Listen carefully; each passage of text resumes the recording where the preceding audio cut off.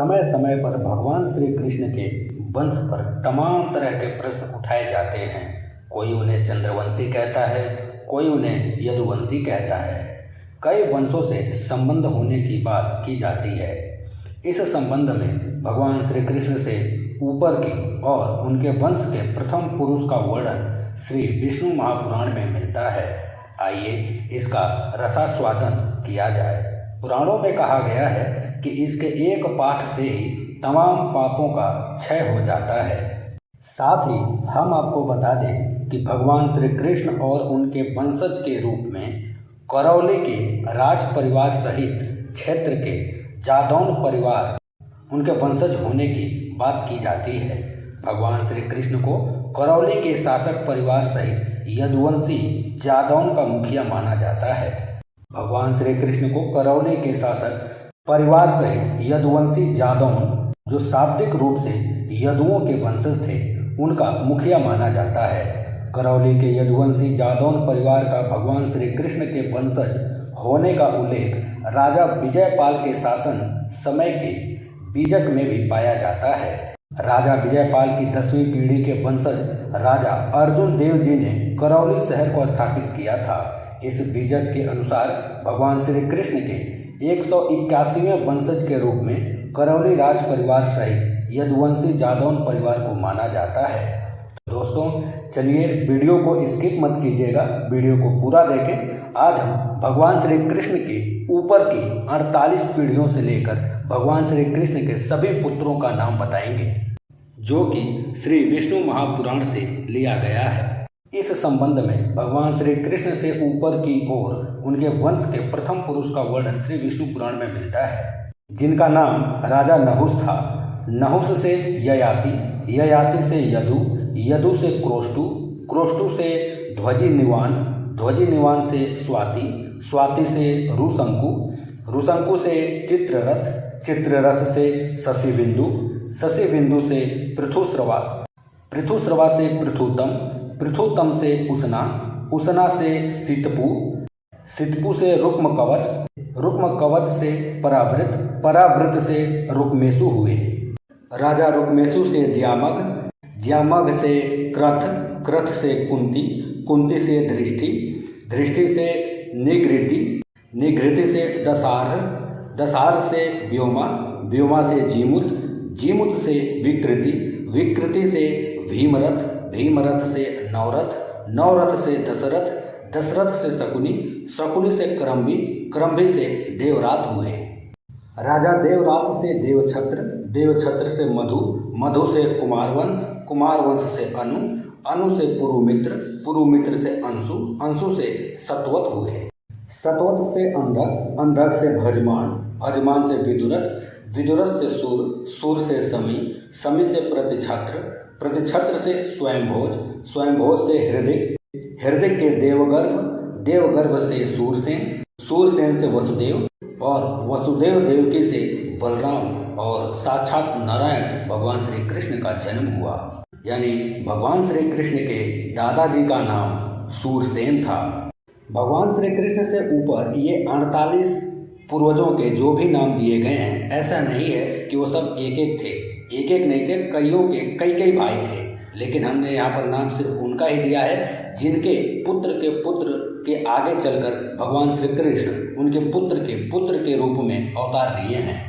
अब बात करें भगवान श्री कृष्ण के कितने पुत्र हुए, तो हम सभी को पता है कि भगवान श्री कृष्ण की कुल 8 रानियां थी और उन 8 रानियों से भगवान श्री कृष्ण को कुल मिलाकर 80 पुत्र की प्राप्ति हुई थी। इस वीडियो में बने रहिए, हम आगे भगवान श्री कृष्ण के और उन 8 रानियों से सभी 80 पुत्रों के नाम आपको बताने वाले हैं। और साथ में आपको ये भी पता चलेगा कि आखिर यदुवंशों का नाश कैसे हुआ, कैसे भगवान श्री कृष्ण के होते हुए भी भगवान यदुवंशियों को नहीं बचा पाए या फिर बचाना ही नहीं चाहा। तो चलिए जानते हैं। इस वीडियो में आपको संक्षिप्त जानकारी दी गई है, जबकि श्री विष्णु महापुराण में काफ़ी विधिवत प्रकार से इसके बारे में बताया गया है। तो चलिए पहले जानते हैं भगवान श्री कृष्ण के सभी पुत्रों के नाम। तो सबसे पहले बात करें भगवान श्री कृष्ण का रुक्मिणी से कितने पुत्र हुए। प्रद्युम्न, चारुदेषण, सुदेषण, चारुदेह, सुचारु, चरुगुप्त, भद्रचारु, चारुचंद्र, विचारु और चारु। जामवंती से सांब, सुमित्र, पुरुजीत, सतजीत, सहस्त्रजीत, विजय, चित्रकेतु, वसुमान, द्रविड़ और क्रतु। इस प्रकार रुक्मिणी और जामवंती से 10-10 पुत्र हुए। अब बात करें तीसरी पत्नी सत्यभामा से, तो सत्यभामा से भानु, सुभानु, स्वरभानु, प्रभानु, भानुमान, चंद्रभानु, बृहदभानु, अतिभानु, श्रीभानु और प्रतिभानु। चौथी पत्नी कालिंदी से श्रुत, कवि, वृष, वीर, सुबाहु, भद्र, शांति, दर्श, पूर्णमास और सोमक नामक पुत्र प्राप्त हुए। इस प्रकार सत्यभामा और कालिंदी से भी 10-10 पुत्रों की प्राप्ति हुई। अब बात करें भगवान श्री कृष्ण की पांचवी पत्नी मित्रविंदा से, ब्रेक, हर्ष, अनिल, गृध्र, वर्धन, अन्नाद, मन्हास, पावन, वहिरी और क्षुधि। छठी पत्नी लक्ष्मणा से प्रघोष, गात्रवान, सिंह, बल, प्रबल, ऊर्ध्वग, महाशक्ति, सह, ओज और अपराजित। इस प्रकार मित्रविंदा और लक्ष्मणा से भी 10-10 पुत्रों की प्राप्ति हुई। अब बात करें भगवान श्री कृष्ण की सातवीं पत्नी सत्या से भीर, चंद्र, अश्वसेन, चित्रगुप्त, वेगमान, वृष, आम, शंकु, वसु और कुंती। आठवीं पत्नी भद्रा से संग्रामजीत, बृहस्सेन, सूर, प्रहरण, अरिजीत, जय, सुभद्र, वाम, आयु और सत्यक नामक पुत्र हुए। इस प्रकार सत्या और भद्रा से भी 10-10 पुत्र हुए। कुल मिलाकर 80 पुत्र हुए। अब बात करें कि भगवान श्री कृष्ण के कुल का नाश कैसे हुआ। तो गांधारी के श्राप के चलते भगवान श्री कृष्ण के कुल का नाश हो गया था। गांधारी ने यदुकुल या यदुवंश के नाश का श्राप नहीं दिया था। मथुरा अंधक संघ की राजधानी थी और द्वारिका वृषणियों की। ये दोनों ही यदुवंश की शाखाएं थी। यदुवंश में अंधक, वृषणी, माधव, यादव आदि वंश चला करते थे। श्री कृष्ण ने मथुरा से जाकर द्वारिका में अपना स्थान बनाया था। श्री कृष्ण ने द्वारिका का फिर से निर्माण कराया था, क्योंकि भगवान श्री कृष्ण की चीन यात्रा के दौरान शिशुपाल ने द्वारिका को नष्ट कर दिया था। श्री कृष्ण वृषणी वंश के थे। वृषणी ही वार्षणेय कहलाए, जो बाद में वैष्णव हो गए। महाभारत युद्ध के बाद जब 36वां वर्ष प्रारंभ हुआ तो राजा युधिष्ठिर को तरह तरह के अपशगुन दिखाई देने लगे। विश्वामित्र, असित, दुर्वासा, कश्यप, वशिष्ठ और नारद आदि बड़े बड़े ऋषि द्वारका के पास पिंडारक क्षेत्र में निवास कर रहे थे। एक दिन सारण आदि किशोर जाम्बवंती नंदन सांब को स्त्री वेश में सजाकर उसके पास ले गए और बोले, ऋषियों, यह कजरारे नैनों वाली बभ्रू की पत्नी है और गर्भवती है। यह कुछ पूछना चाहती है लेकिन सकुचाती है। इसका प्रसव समय निकट है। आप सर्वज्ञ हैं, बताइए यह कन्या जनेगी या पुत्र। ऋषि अपने तपोबल से जान गए कि असलियत क्या है। ऋषियों ने मजाक करने पर उन्हें क्रोध आ गया और वे बोले, श्री कृष्ण का पुत्र सांब वृषणी और अर्धक वंशी पुरुषों का नाश करने के लिए लोहे का एक विशाल मूसल उत्पन्न करेगा। केवल बलराम और श्री कृष्ण पर उसका बस नहीं चलेगा।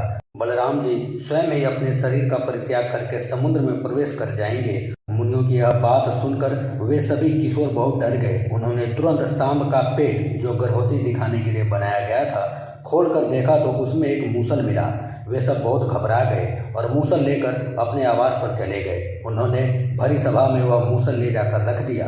उन्होंने राजा उग्रसेन सहित सभी को यह घटना बता दी। उन्होंने उस मूसल का चूरा चूरा कर उस चूरे व लोहे के छोटे छोटे टुकड़ों को समुद्र में फेंकवा दिया, जिससे कि ऋषियों की भविष्यवाणी सही न हो। लेकिन उस टुकड़े को एक मछली निकल गई और चूरा लहरों के साथ समुद्र के किनारे आ गया और कुछ दिन बाद एरक के रूप में उग आया। मछुआरों ने उस मछली को पकड़ लिया। उसके पेट में जो लोहे का टुकड़ा था उसे जरा नामक व्याध ने अपने बाण की नोक पर लगा लिया।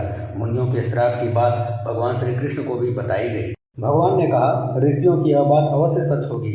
एकाएक उन्हें गांधारी के श्राप की बात भी याद आ गई और दूसरा ऋषियों का श्राप, इसलिए ये दोनों सत्य होंगी। भगवान श्री कृष्ण सब जानते थे, लेकिन श्राप पलटने में उनकी रुचि नहीं थी। 36वां वर्ष चल रहा था। उन्होंने यदुवंशियों को तीर्थ यात्रा पर चलने की आज्ञा दी। वे सभी प्रभास में उत्सव के लिए इकट्ठे हुए और किसी बात पर आपस में झगड़ने लगे। झगड़ा इतना बड़ा हो गया कि वहां उग आई घास को उखाड़कर उसी से एक दूसरे को मारने लगे। उसी एरका घास से यदुवंशियों का नाश हो गया। उसके बाद भगवान श्री कृष्ण भी एक पेड़ के नीचे बैठे थे और एक बहेलिये ने उन पर तीर चला दिया, जिसका आश्रय लेकर, जिसका बहाना करके भगवान श्री कृष्ण अपने वैकुंठ धाम पधार गए। ये वही बहेलिया था जो अपने पिछले जन्म में बाली था, जो कि भगवान श्री कृष्ण अपने रामावतार में उसका वध किए थे।